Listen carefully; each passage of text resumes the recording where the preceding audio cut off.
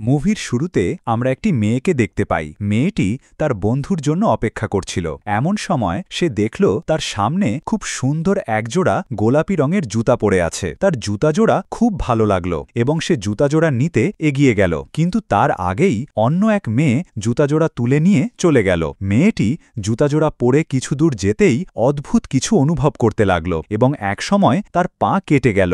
দৃশ্যটা খুবই বেদনাদায়ক ছিল। এরপর আমরা দেখি সঞ্জয় নামের এক মহিলাকে। তার একটি ছোট্ট মেয়ে আছে। সঞ্জয় তার স্বামীর থেকে আলাদা হয়ে গিয়েছিলেন, কারণ তাদের সম্পর্ক ভালো ছিল না। এখন সঞ্জয় এবং তার মেয়ে একটি পুরনো অ্যাপার্টমেন্টে চলে এসেছে। জায়গাটা খুব নির্জন ছিল এবং সেখানে একজন বৃদ্ধা ছাড়া আর কেউ থাকত না। মানুষের ধারণা ছিল যে এই অ্যাপার্টমেন্টে ভূতেরা থাকে, কারণ এখানে অদ্ভুত সব ঘটনা ঘটত, যেমন আলো নিজে থেকে জ্বলে নেভে এবং অদ্ভুত সব আওয়াজ শোনা যেত। কিন্তু সঞ্জয়ের এখানে থাকাটা ছিল তার বাধ্যবাধকতা, কারণ অন্য কোথাও বাড়ি কেনার মতো টাকা তার কাছে ছিল না। সে একটি বাল্ব ঠিক করতে শুরু করল, কিন্তু তখনই বাল্বটি বিস্ফোরিত হল এবং একটি স্ফুলিঙ্গ তার চোখে এসে লাগল। এরপর সে তার এক ডাক্তার বন্ধুর কাছে যায় এবং আমরা জানতে পারি যে সঞ্জয় নিজেও একজন ডাক্তার এবং তার ক্লিনিক তখনও নির্মাণাধীন। এরপর আমরা দেখি সঞ্জয় বাড়ি ফেরার জন্য স্টেশনে অপেক্ষা করছে এবং সেখানে সে সেই একই গোলাপি জুতাজোড়া দেখতে পায়। জুতাজোড়া দেখতে খুব সুন্দর ছিল। সঞ্জয় আশেপাশে তাকালো যে জুতাজোড়ার মালিক আছে কিনা, কারণ সে জুতাজোড়া ফেরত দিতে চেয়েছিল, কিন্তু আশেপাশে কাউকে দেখতে না পেয়ে সে জুতাজোড়া নিয়ে বাড়ি চলে আসলো। বাড়ি ফিরে যখন সে জুতাজোড়া পরল তখন তার খুব অদ্ভুত লাগতে লাগল এবং সে কিছু দৃশ্য দেখতে শুরু করল। সে দেখল যে একজন মেয়ে জুতাজোড়া পরে নাচছে। তার নাচ খুব সুন্দর ছিল এবং পাশে দাঁড়ানো অন্য একটি মেয়ে তাকে দেখে ঈর্ষান্বিত হচ্ছিল। সঞ্জয়ের মনে হল যে হয়তো সে ক্লান্ত, তাই তার এ ধরনের দৃশ্য দেখা হচ্ছে, তাই সে বিষয়টি উপেক্ষা করল। তখনই তার মেয়ে সেখানে আসে এবং বলে, মা, আমাকেও জুতাজোড়া পরতে দাও, এগুলো কত সুন্দর। কিন্তু সঞ্জয় তাকে পরতে দিল না। পরের দিন সঞ্জয় তার মেয়েকে স্কুলে রেখে সেই জায়গায় গেল যেখানে তার ক্লিনিক তৈরি হচ্ছিল। সেখানে সে একজন ছেলেকে দেখতে পেল যে নির্মাণের সমস্ত কাজ তদারকি করছিল। সঞ্জয় তাকে বলল যেহেতু সে সারাদিন এখানে কাজ করে, তাই আজ রাতে তাদের বাড়িতে রাতের খাবার খেতে আসতে। অন্যদিকে সঞ্জয়ের মেয়ে জুতাজোড়া পরতে চেষ্টা করছে। জুতাজোড়া তার পায়ের জন্য খুব বড় ছিল, কিন্তু এখানে একটি অদ্ভুত ঘটনা আমরা দেখতে পাই। জুতাজোড়া একদম তার মাপের হয়ে গেল।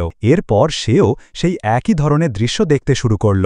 এরপর আমরা দেখি সেই ছেলেটি যখন সঞ্জয়ের বাড়িতে রাতের খাবার খেতে আসে তখন সঞ্জয়ের মেয়ে খুব রেগে যায় এবং বলে, এ কে, আর তুমি কেন আমার বাবার সাথে থাকো না?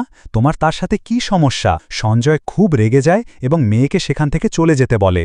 তার মেয়ে চলে যাবার পর সঞ্জয় ছেলেটিকে বলে যে তার স্বামীর সাথে তার বিচ্ছেদ হয়েছে। একইভাবে ছেলেটিরও নজর সেই গোলাপি জুতাজোড়ার ওপর পড়ে। ছেলে হওয়া সত্ত্বেও তার জুতাজোড়া খুব আকর্ষণীয় মনে হয়। এরপর আমরা দেখি যে সঞ্জয় ঘুমের মধ্যেও সেই দৃশ্যগুলো দেখতে শুরু করেছে। সে স্বপ্নে একটি দম্পতিকে দেখতে পেল যারা বিয়ের পোশাক পরে আছে। এরপর সে তার মেয়েকে দেখতে পেল যে একটি বিল্ডিং থেকে ঝাঁপ দিচ্ছে এবং যখনই সে তাকে আটকাতে যাচ্ছে তার পা কেটে যাচ্ছে। এই দৃশ্যগুলো দেখে সঞ্জয় খুব বিচলিত হয়ে পড়ে। এখন তার বিশ্বাস হয়ে গেছে যে এই জুতাজোড়ার সাথে কোনো না কোনো জিনিস অবশ্যই জড়িয়ে আছে। তাই যখনই তার মেয়ে জুতাজোড়া পরার চেষ্টা করত তখন সে তাকে বারণ করে দিত। এরপর আমরা সঞ্জয়ের সেই ডাক্তার বন্ধুকে দেখি। সে সঞ্জয়ের বাড়িতে আসে এবং তার চোখ যখন জুতাজোড়ার ওপর পড়ে তখন সেও মন্ত্রমুগ্ধ হয়ে যায়, অর্থাৎ তারও জুতাজোড়া খুব ভালো লেগেছিল। সঞ্জয় একটু দূরে গেলে সে জুতাজোড়া চুরি হয়ে পালিয়ে যায়। সে যখন জুতাজোড়া নিয়ে বাইরে যাচ্ছিল তখন তার মনে হল যে কেউ তাকে অনুসরণ করছে এবং তখনই পিছন থেকে কেউ তার মুখে হাত রাখে এবং তার চোখ দুটো বাইরে বের করে দেয়। এরপর তাকে জোরে ধাক্কা দেয়। এর ফলে সে একটি কাঁচের সাথে ধাক্কা খায় এবং কাঁচটি ভেঙে যায়। এতে তারও মৃত্যু হয় এবং এই জুতাজোড়ার কারণে তার পাও কেটে যায়। পুলিশ যখন এই বিষয়ে জানতে পারে তখন তার মৃতদেহ নিয়ে আসে এবং তার বন্ধু সঞ্জয়কে জিজ্ঞাসাবাদ করে, কারণ সে শেষবার তারই বাড়িতে গিয়েছিল। পুলিশ তাকে খুনের সন্দেহ করছিল। সঞ্জয় যখন সেখানে গিয়ে দেখে তখন সেখানে কিছু ছবি ছিল, যা দেখে সে জানতে পারে যে এভাবেই এর আগেও অনেক মেয়ের মৃত্যু হয়েছে। এসব দেখে তার কিছু মাথায় আসে না যে কি হচ্ছে। সে ভয় পেয়ে বাড়িতে চলে আসে এবং যখন সে তার মেয়ের কাছে যায় তখন দেখে যে তার কাছে সেই গোলাপি জুতা জোড়া রয়েছে। সে খুব অবাক হয়, কারণ জুতা জোড়া তো তার বন্ধু নিয়ে গিয়েছিল, তাহলে এখন এগুলো এখানে কিভাবে এলো, এবং জুতা জোড়া নিয়ে ডাস্টবিনে ফেলে দেয়, কারণ সে চায়নি যে শুধুমাত্র তার পছন্দ বলে এই জুতা জোড়ার কারণে কারুর জীবন যাক। কিন্তু যখন সে ঘরে ফিরে আসে তখন দেখে যে তার মেয়ে সেই জুতা জোড়াই পড়ে আছে। এটা দেখে সে খুব ভয় পেয়ে যায় এবং তখনই তার পা থেকে রক্ত বের হতে থাকে।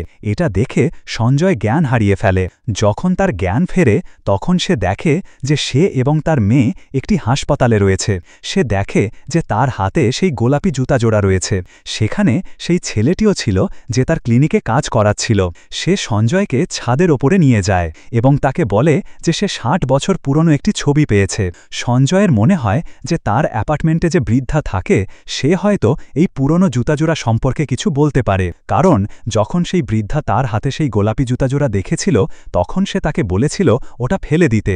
মনে হচ্ছিল যেন সে জুতাজোড়া দেখে ভয় পেয়েছিল। এখন তারা দুজন সেই বৃদ্ধার কাছে যায়। তারা তাকে জিজ্ঞাসা করতে শুরু করে, কিন্তু সে খুবই ভয় পেয়েছিল এবং কিছুই বলতে পারছিল না। তারা দুজন তাকে অনুরোধ করলে সে কিছু বলতে শুরু করে। সে জানায় যে যখন সে অল্প বয়সী ছিল তখন সে ওকে নামের এক মেয়ের বাড়িতে কাজ করত। মেয়েটি একজন নৃত্যশিল্পী ছিল। সে গায়িকা নামের এক মেয়েকে ঘৃণা করত, কারণ সে তার উপর খুব ঈর্ষা অনুভব করত। গায়িকা নামের সেই মেয়েটির বন্ধু তার খুব যত্ন নিত, এই কারণেই ওকে তার উপর ঈর্ষান্বিত ছিল।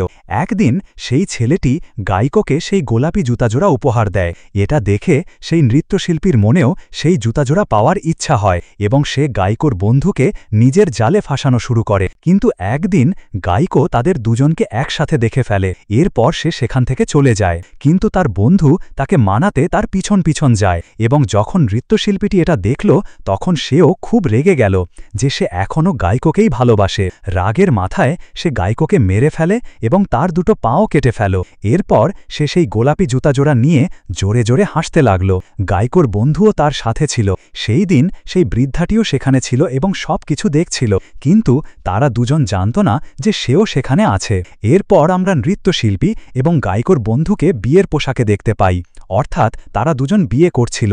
নৃত্যশিল্পীটি সেই গোলাপি জুতাজোড়া পরেছিল। তখনই গায়িকার আত্মা সেখানে আসে এবং তাদের দুজনকেই মেরে ফেলে। আর এখন সে এটাই করতে চেয়েছিল, যেই তার গোলাপি জোড়ায় হাত দেবে সে তাকে জীবিত রাখবে না। সঞ্জয় খুব ভয় পেয়ে যায়। সে তার মৃতদেহ খুঁজতে শুরু করে। যখনই সে তার দেহ খুঁজে পায় সে তার জুতাজোড়া তার সাথে একটি কফিনে রেখে দেয়। এসব করার পর সে বেশ স্বস্তি অনুভব করে যে হয়তো গায়িকা এখন আর তাদের বিরক্ত করবে না, কারণ এখন তারা তার গোলাপি জুতাজোড়া ফেরত দিয়েছে। এরপর আমরা দেখি যে সঞ্জয় সেই ছেলেটিকে পছন্দ করতে শুরু করেছিল। এর সাথেই মুভিটি শেষ হয়ে যায়। তো বন্ধুরা, যদি মুভিটি ভালো লেগে থাকে অবশ্যই চ্যানেলটি সাবস্ক্রাইব করে দিবেন।